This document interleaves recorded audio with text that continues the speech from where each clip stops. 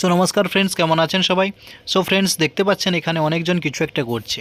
আর এখানে দেখতে পাচ্ছেন এইখানে লোহার একটা কি জিনিস দিয়ে একটা টানছে, মাটি টানছে। হ্যাঁ, এখানে বাদাম লাগানো হচ্ছে। আগে বাদামের বীজগুলো দিয়ে দেওয়া হচ্ছে, আর তারপরে সেই যে যন্ত্রটা দেখতে পাচ্ছেন, এই যে তারের একটা পাঞ্জার মতো করা রয়েছে, সেটা দিয়ে মাটি টেনে ভালোভাবে বাদামটাকে ঢাকিয়ে রাখা হচ্ছে। আর এখানে দেখতে পাচ্ছেন কত সুন্দর করে এই ফাল টানা রয়েছে। এই যে ফাল যে টানা রয়েছে জায়গায় জায়গায় কিন্তু তার মাপ অনুযায়ী সেই মাপ অনুযায়ী কিন্তু বাদামের বীজ ফেলতে হয় এবং তারপরে সেটাকে ঢাকিয়ে দিতে হয়।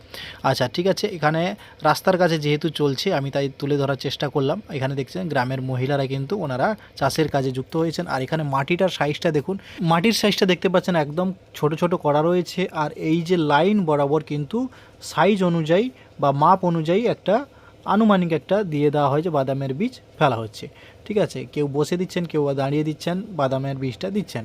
আচ্ছা, এইভাবে কিন্তু এখানে বাদামের বীজ দেওয়া হয়। এর আগের ভিডিওতে আমি আপনাদের দেখিয়েছিলাম মেশিনের সাহায্যে কীরকমভাবে বাদামের বীজ ফেলা হয়। আর এটা কিন্তু ম্যানুয়ালি মানে হাতে কিভাবে দেওয়া হয়। ঠিক আছে, এতে কিন্তু ম্যান পাওয়ার বেশি লাগে এবং তোমার সময়ও একটু বেশি লাগে, তাই যত্ন সহকারে এটাকে কাজ করতে হয়। আর মেশিনের ক্ষেত্রে কি হয়, মেশিনের ক্ষেত্রে বীজ দিয়ে দিলে কোথাও যদি মিস থেকে যায় তাহলে কিন্তু চারা গাছ উঠতে সময় লাগে বা আবার তাকে দিতে লাগে। আর এখানে দেখতে পাচ্ছেন ফ্রেন্ডস, এখানে অনেকজন কিন্তু আবার সেখানে একটা টিম রয়েছে, সেখানে কিন্তু বাদাম লাগানোর কাজ করছেন। ঠিক আছে, আর এই এলাকাটা আপনি আপনাদের দেখাই, এই এলাকাটা পুরোটাই কিন্তু আমাদের এখানে বাদামের চাষ হচ্ছে।